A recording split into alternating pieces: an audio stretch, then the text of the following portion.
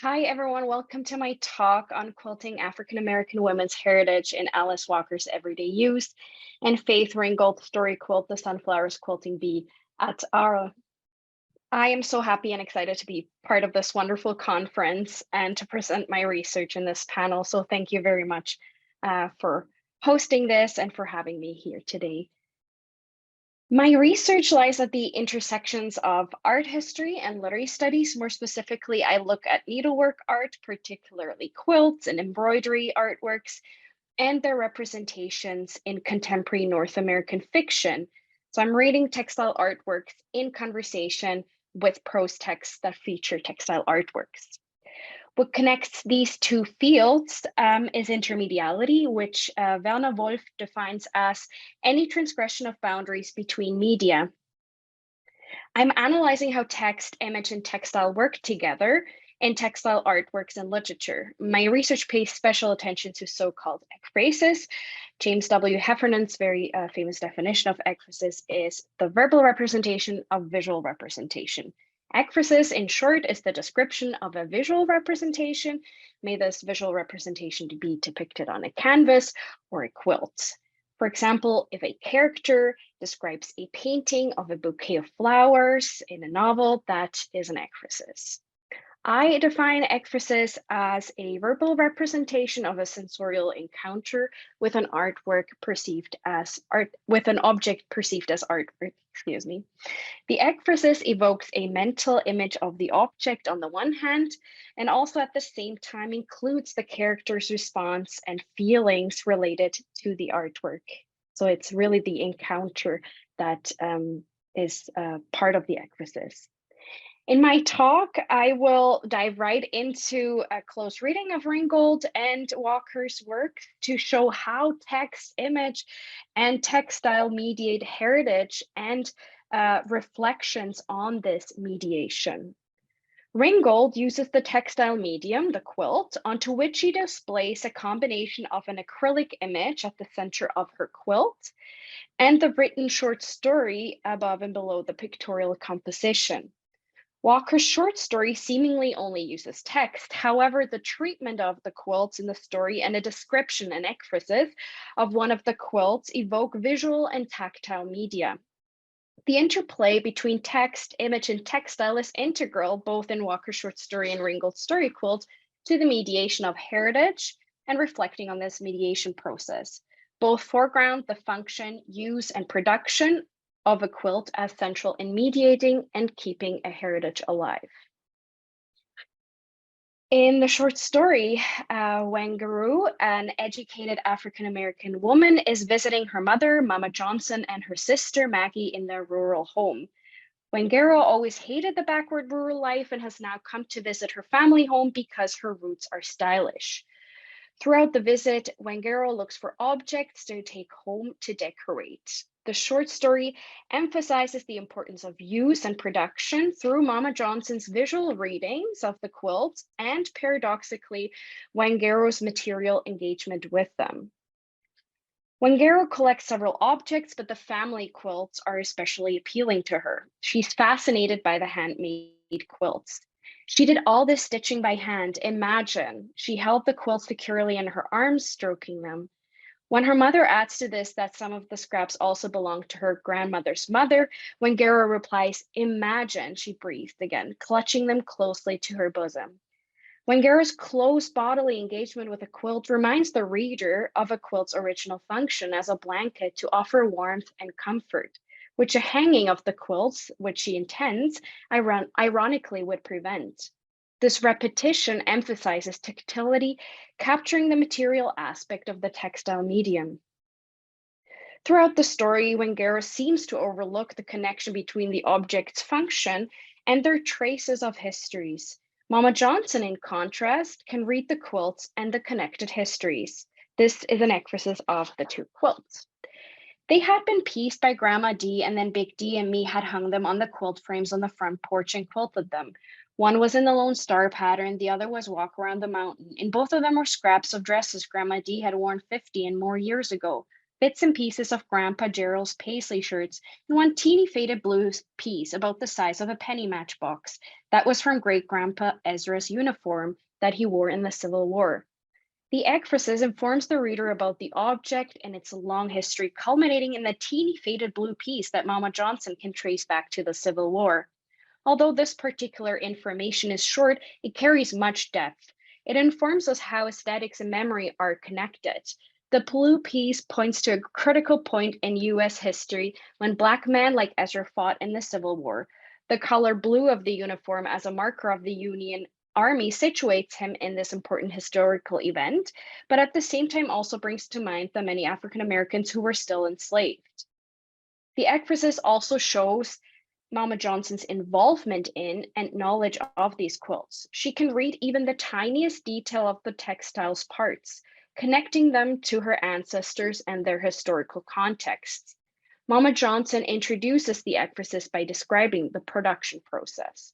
This is not irrelevant, as Mama Johnson's part in making the quilt is the final step, the quilting, which combines the top, the batting, and the back into the final product.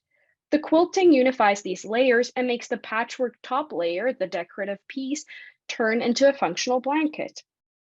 Moreover, quilting is most often done communally, as it makes it easier to have more than two hands to attach these layers, thus referring to the collaborative and intergenerational aspects of the quilts.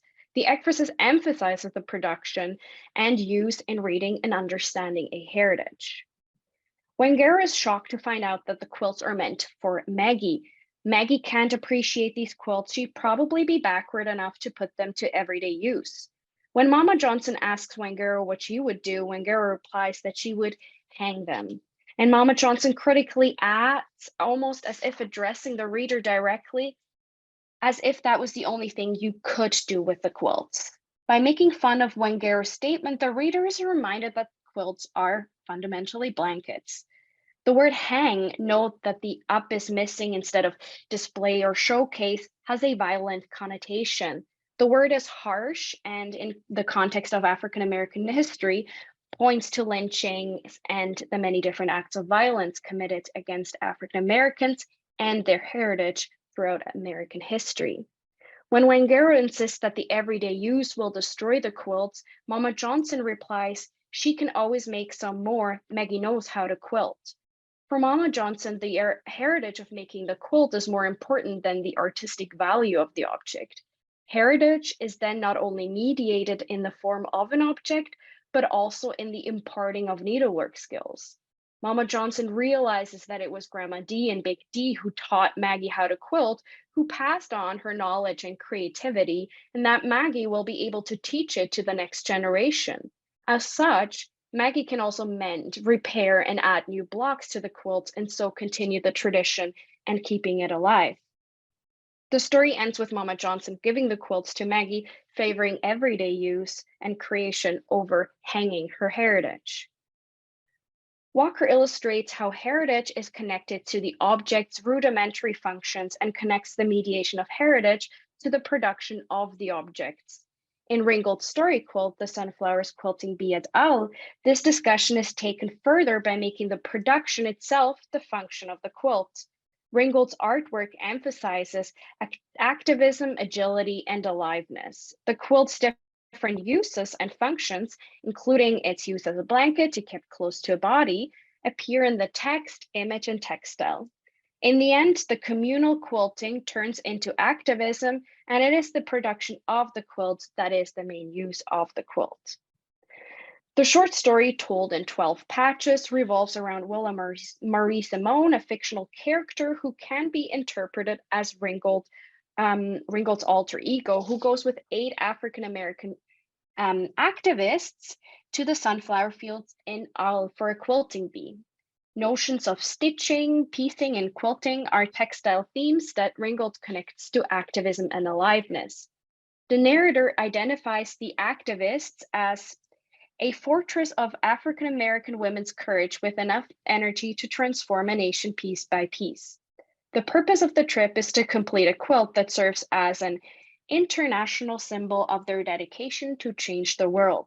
The words transform, change, and piece by piece point to movement and aliveness, which can be connected to the production process, the quilting bee, and activism.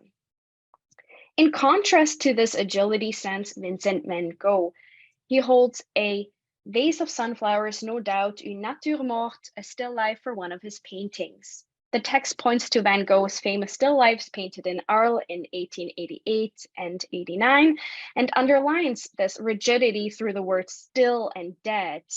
And in the story, when Van Gogh becomes even a still life himself. He was not about to be moved. Like one of the sunflowers, he appeared to be growing out of the ground.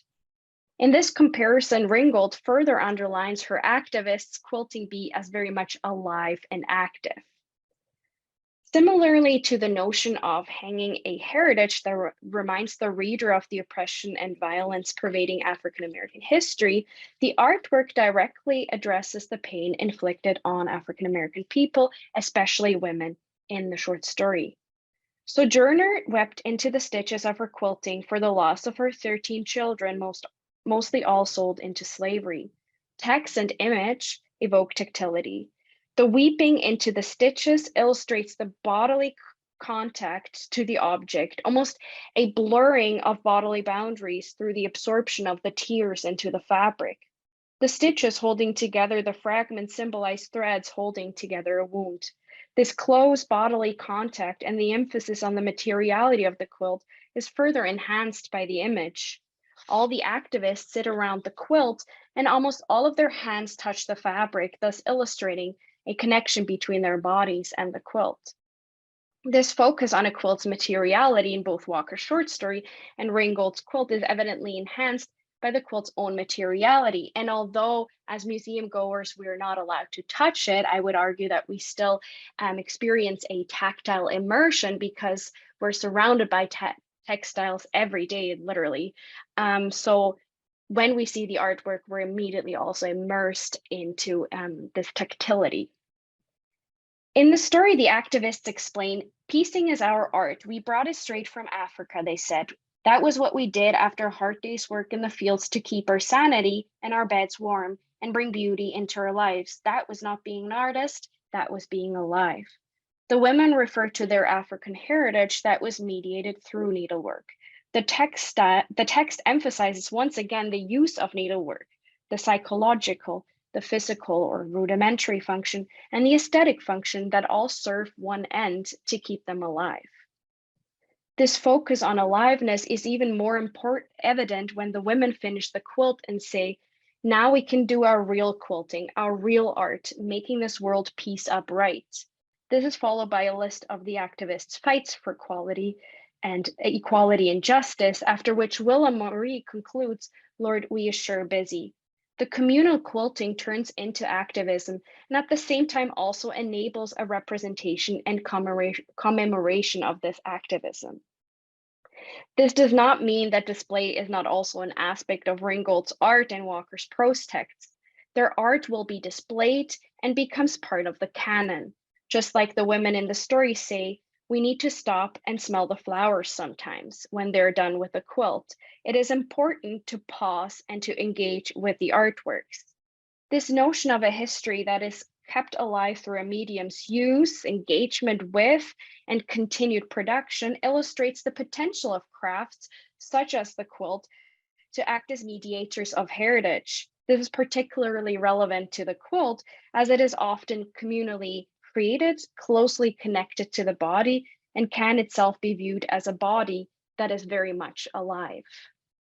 Thank you so much for your attention. Thank you so much. That was wonderful. Okay,